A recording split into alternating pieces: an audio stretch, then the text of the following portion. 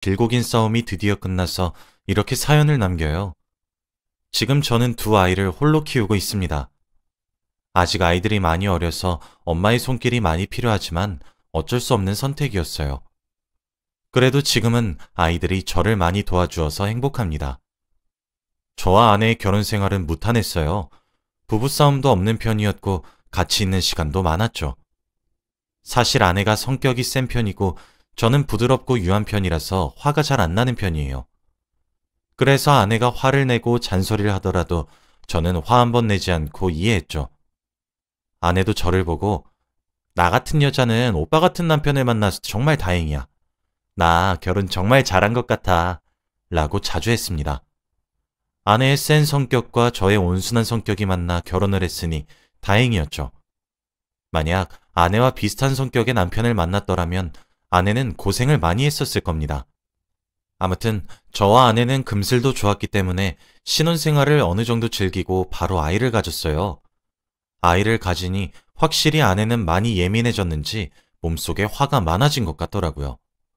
원래라면 잔소리만 하고 넘겼을 일을 언성을 높이면서 화를 냈거든요. 아이가 어릴 때에는 새벽에 밤새 울거나 배고프다고 보채면 아내는 자기 자식임에도 불구하고 악담을 내뱉었습니다. 아니 얘는 누굴 닮아서 이렇게 울어? 괜히 애 낳았어. 이럴 줄 알았으면 임신 안 했다고. 아내는 마치 저희 딸을 짐 취급했고 시간이 지날수록 아기가 울던 말던 무시했습니다. 어쩔 수 없이 자연스럽게 육아는 저에게 넘겨왔죠. 아내는 다른 사람에 비해 자존심도 셌고 고집도 강해서 자기가 하고 싶은 거나 가지고 싶은 건 꼭 해야 해요. 저는 아내와 정반대의 성격이었지만 아내를 이해해 주려고 노력했죠. 그래서 아내가 저런 막말을 내뱉거나 제 상식에서는 도저히 이해가 되지 않는 일을 한다고 해도 이해하려고 했습니다. 그런데 얼마 후 도저히 이해를 못한 일이 생기고 말았어요. 아내는 집에서 육아를 하고 저는 회사에 출근을 합니다. 저는 퇴근을 하고 집에 돌아와서 밤에 아내와 같이 육아 교대를 하죠. 그 전에 저는 샤워를 하려고 화장실에 들어갔습니다. 그런데 아내가 두고 나간 휴대폰이 있더라고요. 육아 때문에 너무 바쁘고 힘들어서 휴대폰을 화장실에 둔 것도 까먹은 건가 싶어서 안타까워하고 있었죠. 그래서 샤워 끝나면 가져다 주려고 물이 튀지 않는 곳에 두었습니다. 그리고 샤워를 하고 있는데 갑자기 화장실 방문을 쾅쾅쾅 두들기더군요. 여보, 거기 내 휴대폰 있지? 빨리 문 열어! 아내는 잠긴 화장실 문을 부서질 정도로 세게 쾅쾅대고 있었고 저는 너무 놀랐죠. 그치만 저는 이미 샤워를 하는 중이었기 때문에 내가 나갈 때 들고 나갈게! 라고 했습니다. 그런데 아내는 절대 안 된다며 무조건 지금 휴대폰을 가져야겠다고 하면서 고집을 피우겠더군요. 왜 이렇게까지 해서 휴대폰을 가져야 하는지 의문이 들었습니다. 고작 몇 분만 더 기다리면 샤워를 끝낼 수 있었는데 말이죠.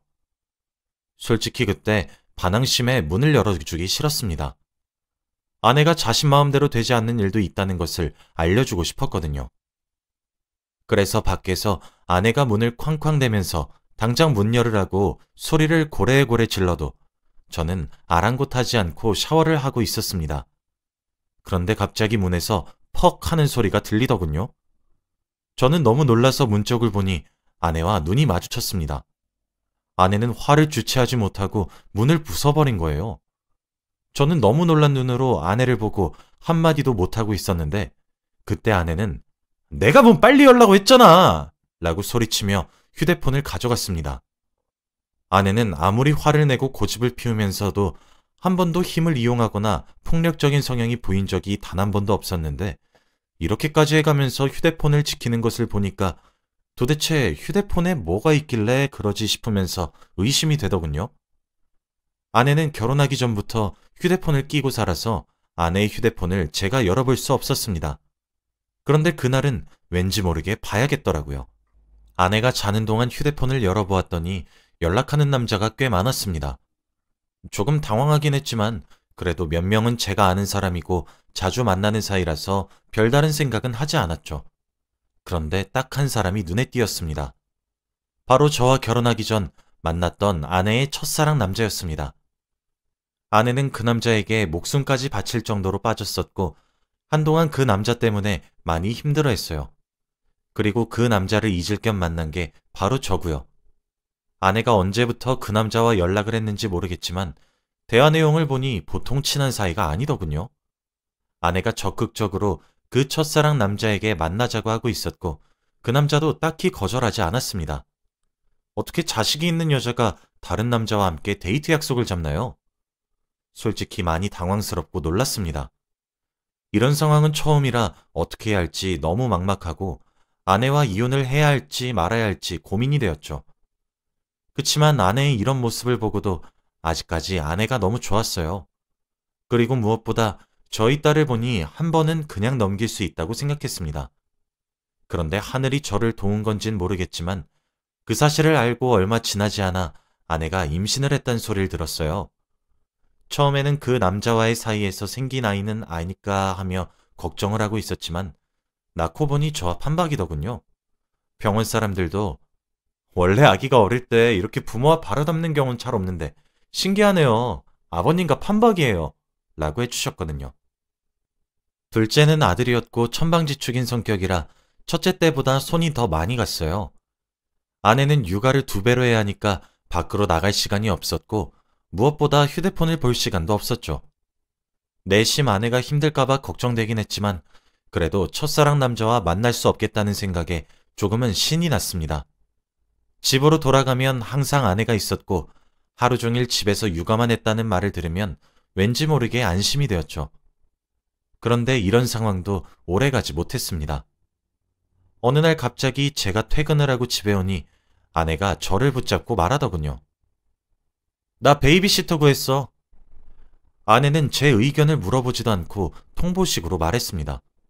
그런데 이유가 더 놀라웠어요. 이제 내 시간도 필요해. 아이들 돌보면서 이렇게 하루하루 낭비하는 게 너무 싫어. 여보도 동의하지? 이미 베이비시터는 구했고 아내가 그렇게 말을 한다는 건 이미 마음 정리도 끝낸 뒤였기에 제가 거기다 대고 안 된다고 하면 싸움이 날 것 같아 아무 말도 하지 못했습니다. 그리고 그때 머릿속에서 한 남자가 스쳐 지나갔죠. 바로 아내의 첫사랑 남자요. 아내는 베이비시터를 고용한 뒤부터 외출이 잦아졌어요. 가끔씩은 제가 퇴근을 하고 와도 집에는 2명의 아이와 베이비시터밖에 없었죠. 연락을 해도 잘 받지 않는 경우가 대다수였고 집에도 자주 술에 취한 상태로 왔습니다. 이런 상황이 몇 달이나 반복되니까 저도 너무 힘들고 아이들도 엄마의 손길을 많이 원하더라고요. 이 상황을 어떻게 하면 끝낼 수 있을까 생각해보니 그 둘 사이를 끊어내야 할 것 같았어요. 그래서 아내가 자는 동안 아내의 휴대폰을 보면서 증거를 수집했습니다. 바로 그 남자한테 상간남 소송을 걸기 위해서요. 아내와 그 첫사랑 남자는 뜨거운 연애를 하고 있는 중이었고 아내는 제 욕도 그 남자에게 하고 있었습니다. 그리고 둘이서 이미 집도 들락날락한 사이였죠. 무엇보다 그 남자는 제 자리를 넘보고 있었습니다. 그 대화 내용을 보고 있자니 억장이 무너지는 것 같았고 제가 아내의 외도를 알고 있다는 사실을 아내에게 말한다면 과연 아내는 어떤 선택을 할지 고민이 되더군요. 사실 이렇게까지 둘이서 깊은 관계를 만들고 있었다는 건 몰랐습니다. 처음에는 아내에게 이 사실을 고백한다면 미안하다고 다신 안 그러겠다고 싹싹 빌 줄 알았어요. 그런데 이 둘의 깊은 대화를 보니까 아내가 저와 아이들을 버리고 그 남자에게 가버릴 수도 있겠다는 생각이 들더라고요. 솔직히 고민했습니다. 증거를 수집해서 그 남자에게 상간남 소송을 걸어야 할지 말아야 할지 말이죠. 제가 그 남자를 고소한다면 아내가 저와 아이들을 버리고 그 남자한테 갈 것 같았습니다. 아직은 아내 없이 아이들을 혼자 키울 자신이 없었거든요. 그래서 몇 주를 고민하면서 증거만 모았던 것 같아요. 제가 이렇게 마음고생을 하고 있는 걸 아는지 모르는지 아내는 초반보다 더 적극적으로 그 남자를 보러 집을 나섰고 집에서 얼굴 보는 일이 거의 없었습니다. 주말에는 항상 가족들끼리 시간을 보냈던 저희 가족인데 어느 순간부터 엄마 없이 셋이서 보내게 되었어요. 아이들도 엄마의 빈자리를 조금씩 적응해 나가는 것 같더라고요. 그런데 아내가 갑자기 저에게 충격적인 말을 했습니다. 밖에서 잘 놀다가 들어온 아내는 저에게 우리 이혼하자 라고 했거든요. 저는 무슨 소리냐고 화를 내면서 물었죠. 당신도 대충 눈치채고 있지 않았어? 나 몇 년 전에 만났던 첫사랑 오빠 요즘 다시 만나. 그래서 지금 너무 행복해. 그래서 이혼하고 싶고. 그럼 내가 알고 있는 걸 알면서도 이렇게 대놓고 그 남자를 만나고 다녔던 거야? 당신 아이들은 생각 안 해? 지금 한창 엄마 필요할 나이인데 밖에서 남자나 만나고 뭐 하는 거야? 그래서 더 크기 전에 이혼하자는 소리잖아. 아무튼 난 이혼할 테니까 그렇게 알아둬. 아내는 막무가내로 화를 내면서 고집을 피웠고 짐을 싸고 집을 나갔습니다. 아내는 다음 날부터 이혼 서류를 저에게 보내면서 이혼을 하자고 요구했고 저는 절대 해주지 않았어요. 분명 그 남자와 둘이서 하하호호 행복하게 살 게 뻔한데 어떻게 둘이 행복한 꼴을 보고 있나요? 그리고 사실 처음에는 제가 이렇게까지 하면 아내가 돌아올 줄 알았습니다. 그런데 도대체 어디서 뭘 하고 사는지 연락도 전혀 되지 않고 집에는 단 한 발자국도 오지 않더라고요. 그러다가 알게 된 사실이 바로 아내가 전화번호를 바꿨다는 거였습니다. 아내는 정말로 저희와 인연을 끊겠다는 심보인지 전화번호까지 바꿨더라고요. 그래서 연락이 되지 않았던 겁니다. 어쩔 수 없이 처갓집에 찾아갔어요. 장인어른과 장모님에게 아내에 대한 소식을 들은 게 있냐고 물으니 전혀 없다고 하더라고요. 사실 아내는 부모님과 연락을 잘 안 해요. 그러다 보니 장인어른 장모님도 아내가 어디서 뭘 하는지 연락처를 바꾼 건지 전혀 몰랐죠. 그리고 아내의 지인들을 다 찾아가서 수소문을 해보았지만 아무도 연락이 되지 않는다고 합니다. 사실 연락 안 된 지 몇 주 됐다고 하더라고요. 솔직히 그때 조금 두려웠어요. 아내가 사고라도 당한 건 아닐까 싶었거든요. 그 첫사랑 남자가 아내를 납치한 건 아닐까 싶었죠. 그래서 오래 고민 끝에 경찰서에 신고를 했습니다. 아내가 실종되었다고 말이죠. 경찰 말로는 원래 실종된 사람을 찾기가 많이 힘들대요. 그래도 최선을 다해 볼 테니 기다리라는 말만 했습니다. 그렇게 집을 나갔던 아내는 몇 주, 몇 달, 몇 년이 지나도 돌아오지 않았어요. 처음에는 단순히 가출이라고 생각해서 시간이 지나면 돌아올 줄 알았습니다. 그런데 유치원생이었던 아이들이 점점 커서 초등학교 고학년이 될 때까지도 연락 한 통 없었고 오지도 않았죠. 도대체 어디서 뭘 하는 건지, 산 건지 죽은 건지 생사 확인이라도 되면 좋겠다고 수없이 생각했죠. 아이들도 엄마를 점점 잊어가는 것 같았습니다. 아이들이 워낙 어릴 때 엄마가 집을 나갔으니 얼굴을 기억 못할 만도 하죠. 특히 둘째는 걸음마도 떼기 전에 집을 나갔으니 더더욱 모릅니다. 그래서 둘째는 처음부터 엄마라는 존재가 없었다고 생각해요. 그게 너무 마음이 아픕니다. 학교에서 처음 엄마라는 단어를 배우고 왔을 때 아직도 기억해요. 둘째가 저한테 아빠, 엄마라는 게 뭐야? 라고 물었거든요. 둘째의 그 말을 듣고 가슴에 비수가 꽂히는 기분이었습니다. 차마 어떻게 설명을 해줘야 할지 모르겠더군요. 무언가 가슴을 뚫고 지나가는 기분이 들었고 먹먹해졌습니다. 그리고 아무 말 없이 둘째 아이를 꼭 안아주었죠. 그러면서 미안하다고 하며 눈물을 훔쳤습니다. 그렇게 몇 년간 살아왔어요. 정말 무책임하고 엄마라고 칭하는 것조차 아까운 그 여자는 연락 한 통이 없었죠. 그리고 몇 년 뒤 그 여자에게서 연락이 왔습니다. 처음에는 모르는 번호로 왔길래 받지 않으려고 했어요. 그런데 한 번 더 울리는 전화벨 소리에 왠지 모르게 기운이 느껴졌습니다. 이 전화는 꼭 받아야 한다고 말이죠. 그래서 저는 비상계단으로 가서 두 손을 벌벌 떤 채로 전화를 받았더니 그 여자가 아니었어요. 전화를 건 사람은 남자였습니다. 처음에는 잘못 건 줄 알고 끊으려고 했어요. 그런데 왠지 모르게 촉이 딱 오더군요. 그 남자는 바로 아내의 첫사랑 남자였습니다. 그런데 그 남자가 하는 말은 더 충격적이었어요. 그 남자가 저한테 하는 말은 미안하다는 말이 아니었습니다. 바로 부탁을 하러 전화를 한 거였죠.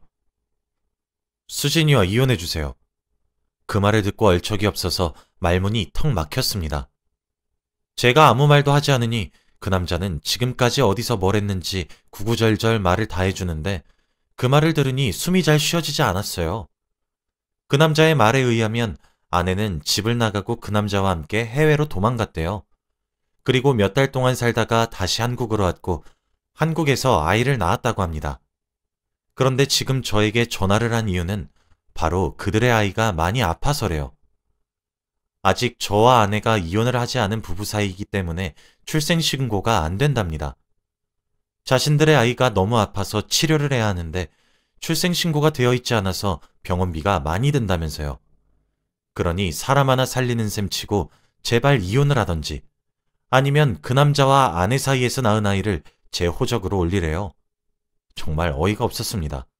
어떻게 그런 뻔뻔한 요구를 할 수 있나요? 생사 확인도 못하고 있었는데 몇 년 만에 연락해서 하는 소리가 고작 자신들의 아이가 아프니 이혼을 해달라뇨. 저는 절대 해줄 생각이 없었습니다. 솔직히 처음부터 미안하다고 사과를 했으면 이혼 생각은 조금 해봤을 것 같아요. 몇 년 동안 혼자서 아이들도 잘 키웠고 오히려 이런 엄마는 없는 게 낫다고 생각했거든요. 그런데 대뜸 전화 와서 이혼을 맡겨놓은 사람처럼 구니까 하기 싫어졌습니다. 그래서 싫다고 했어요. 그들이 보험료를 많이 내던 말던 제 일이 아니니까요. 그래서 전화를 뚝 끊었습니다. 화가 가라앉지 않더라고요. 그리고 아내가 아니라 그 남자가 저한테 연락을 하다뇨. 아내는 대체 저를 어떻게 생각하고 있는 건지, 자기 배 아파서 낳은 자식들은 보고 싶지도 않은 건지 너무 화가 났습니다. 그리고 그들 사이에서 낳은 아이가 너무 불쌍하고 안타까웠어요. 아직 아내와 저는 혼인관계이기 때문에 둘이서 혼인신고도 못하고 낳은 자식이잖아요. 정말 가관이었습니다. 이런 여자와 결혼을 한 제 자신도 너무 한심했죠. 그런데 그날 이후로 그 남자에게서 문자가 매일같이 왔어요. 문자 내용은 더 화가 났습니다. 자신의 자식이 병원에 입원해 있는 사진을 찍어 보내면서 이혼해 주시면 저희 애가 살아요 라는 말을 하거나 저희 애 이러다 죽으면 이혼 안 한 당신 탓이에요 라고 했죠. 마치 자기 자식이 병원에 누워있는 게 제 탓이라는 듯이 말이죠. 정말 그들의 뻔뻔함은 말로 표현할 수 없었습니다. 하루에 적어도 2번 이상은 꼭 이런 식으로 문자를 보냈어요. 그런데 아이의 사진을 보니 심각해 보이긴 했습니다. 입과 코에 호스를 달고 눈도 제대로 뜨지 못한 상태였거든요. 그렇게 계속 문자를 보내니까 저도 모르게 마음이 흔들렸나 봅니다. 이혼을 조금씩 고민했어요. 그런데 이렇게 그들한테 사과도 받지 못한 채로 끝나기에는 자존심이 조금 상했습니다. 그래서 합의를 하자고 했어요. 저는 당당하게 그들에게 합의금 6억을 요구했습니다. 아이들 대학교 졸업까지 다 계산해서 말한 금액이었어요. 그런데 제 요구 금액을 보고 연락 한 통 없던 아내가 연락이 왔습니다. 매일 그 남자를 통해서 연락을 했는데 집을 나가고 처음으로 연락이 왔죠. 하지만 아내는 화부터 냈습니다. 당신 미쳤어? 우리가 지금 6억이 어딨어? 지금 애 병원비도 못 내서 절절대고 있는 거 안 보여? 이제 그만 나 좀 놔줘. 저는 절대 굴하지 않았어요. 매일 아내는 화를 내면서 자신이 원하는 방향대로 흘러가기를 원했지만 이번만큼은 질 수 없었습니다. 그래서 저도 고집을 피웠어요. 6억 아니면 절대로 이혼 안 시켜주겠다고 말이죠. 어떻게든 구하라고 했습니다. 처음에는 절대 반대를 하길래 제가 몇 년 전에 모아두었던 외도 증거들을 싹 다 보냈어요. 아니면 상간남 소송을 할 거라고 하면서 말이죠. 제가 워낙 오랜 기간 동안 증거 수집을 하기도 했고 증거가 너무 명확했기에 그들은 아무 말도 하지 못하더군요. 그렇게 한 달이 지나고 정말 6억을 구해왔습니다. 어떻게 구해왔는지는 잘 모르겠지만 이렇게까지 해서라도 저와 이혼을 하고 싶어하는 아내를 보니까 저도 생각이 바뀌었죠. 결국 저는 6억을 받고 이혼을 했어요. 몇 년간의 길고 긴 싸움이었습니다. 아내와 정말로 끝이 나고 서류 정리를 하면서 아이들에게 이 사실을 말해줘야겠다고 생각했어요. 그동안은 아내가 정말로 돌아올 줄 알고 말을 하지 않았지만 지금은 아예 끝난 사이니까요. 아직은 나이가 어려서 이른 것 같고 대학생이 되면 말해보려고 합니다. 그래도 저희 아이들은 이해해 줄 거고 제 편이 되어 줄 거라고 생각해요. 여러분도 혹시 배우자가 제 전 와이프처럼 무책임하고 자기밖에 모르는 사람이라면 결혼을 조금 고민해 보시길 바래요. 지금 아이들을 혼자서 키우는 건 힘들긴 하지만 그래도 마음 한켠으로는 편하고 행복합니다. 제 이야기는 여기까지예요. 들어주셔서 감사합니다.